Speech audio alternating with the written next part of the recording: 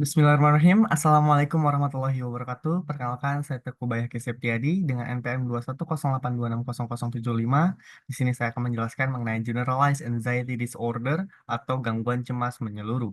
Kita mulai dari definisi, di mana arti dari gangguan cemas menyeluruh adalah gangguan psikiatri yang ditandai dengan kecemasan dan kekhawatiran yang berlebihan, tidak rasional, dan tidak realistis terhadap peristiwa yang terjadi sehari-hari. Gejala klinis ini terjadi sepanjang hari, setidaknya dalam 6 bulan terakhir. Kecemasan yang terjadi sulit untuk dikendalikan untuk menyebabkan hendaya dan gangguan bermakna dalam fungsi sosial dan pekerjaan, di mana etiologinya sendiri difaktori oleh dua, yaitu faktor biologi dan juga faktor psikososial, di mana faktor biologi sendiri lobus occipitalis pada otak dihipotesiskan berkaitan dengan kejadian gangguan cemas menyeluruh. Area ini memiliki reseptor benzodiazepin tertinggi di otak. Selain itu juga dihipotesiskan juga terdapat keterlibatan bagian lain di otak, yakni basal ganglia, yaitu gangguan, dan juga ada sistem limbik dan korteks frontal. Pada pemeriksaan positron emission tomografi atau PET ditemukan adanya penurunan metabolisme di ganglia bangsal dan substansi alba pada pasien gangguan cemas menyeluruh. Untuk faktor psikososial berdasarkan pada cognitive behavior, yaitu atau CBT, pasien juga dengan gangguan cemas menyeluruh merespon suatu ancaman secara kurang tepat dan benar. Ketidaktepatan ini dihasilkan dan dari perhatian yang selektif terhadap suatu hal negatif di lingkungannya dengan cara mendistorsi pemrosesan informasi dan dengan cara memandang terlalu negatif terhadap kemampuan dirinya dalam hal mengatasi suatu masalah. Untuk klasifikasi dibagi menjadi tiga, ada klasifikasi DSM-5, PPDGJ-3, dan juga ICD-11 atau International Classification of Disease yang revisi nomor 11. Di mana kalau dari PPDGJ-3 sendiri penderita harus menunjukkan gejala primer ansietas yang berlangsung hampir setiap hari selama beberapa minggu, bahkan sampai beberapa bulan yang tidak terbatas hanya menonjol pada keadaan situasi khusus ini saja, yaitu free floating atau mengambang, di mana ada tiga: kecemasan tentang masa depan, ketegangan motorik, dan overaktivitas otonomik. Yang dimana kecemasan tentang masa depan, khawatir akan nasib buruk, perasaan gelisah seperti di ujung tanduk, sulit konsentrasi, dan lain-lain. Untuk ketegangan motorik, gelisah, sakit kepala, gemetaran, tidak dapat santai, dan overaktivitas otonomik itu berkeringat, takikardi, takipnu, dan yang lainnya.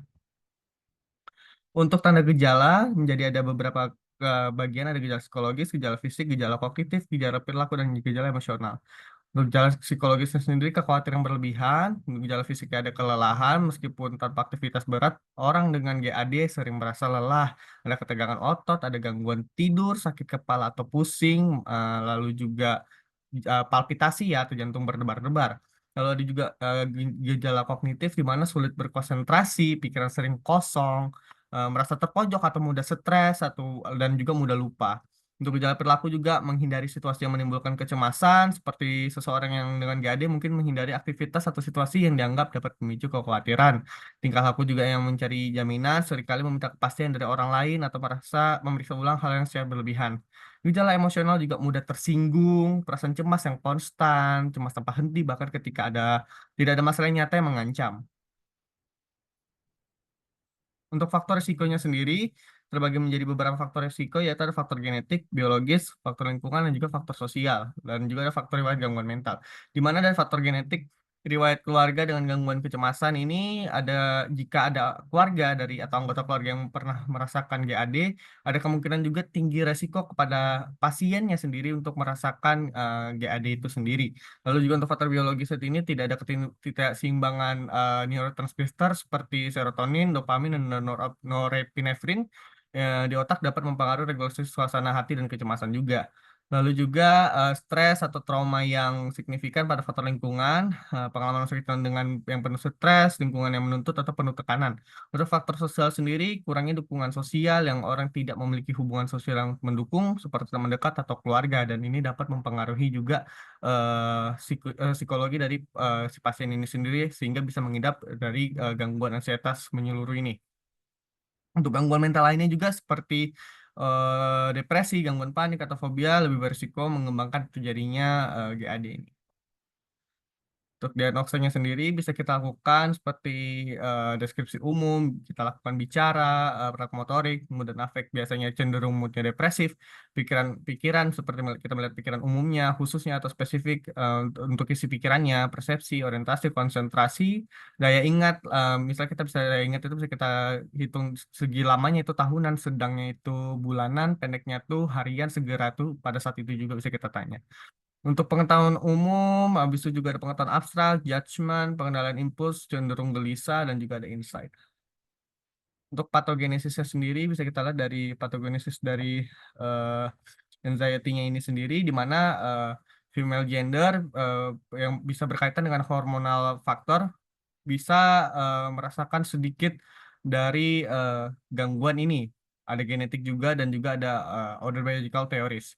Di mana di sini terjadi predisposition untuk pada ansietas terjadi pada hipokampus dan cumulative gyrus menerima dari ancaman dari lingkungan sekitar, pervasive environmental threat, di mana nanti pada prefrontal cortex amigdala akan beradaptasi untuk mengaktifkan rasa kecemasan itu sendiri. Nanti dari amigdala ini sendiri akan terjadi peningkatan kortisol, epinefrin, dan juga terjadilah anxiety ini sendiri.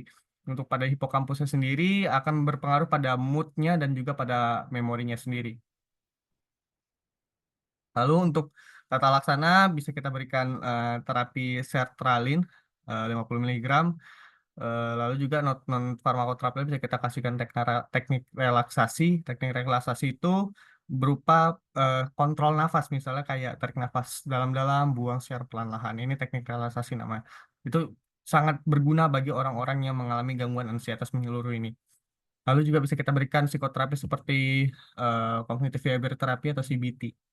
Lalu kita edukasi pasiennya, di mana pasiennya bisa kita edukasi untuk kita kontrol rutin, kita berikan tata laksana dengan baik, kita kita arahkan dengan baik untuk agar bisa eh, sembuh dari penyakit ini dan bisa kita juga rujuk ke spesialis kejiwaan agar ada tindakan selanjutnya yang bisa lebih tepat dan benar. Baik, itu mungkin dari saya. Ini referensi saya gunakan. Oke, eh, mungkin itu saja. Eh, Kurangnya lebih mohon maaf. Billahi fisabilillah haq, fastabikul khairat. Wassalamualaikum warahmatullahi wabarakatuh.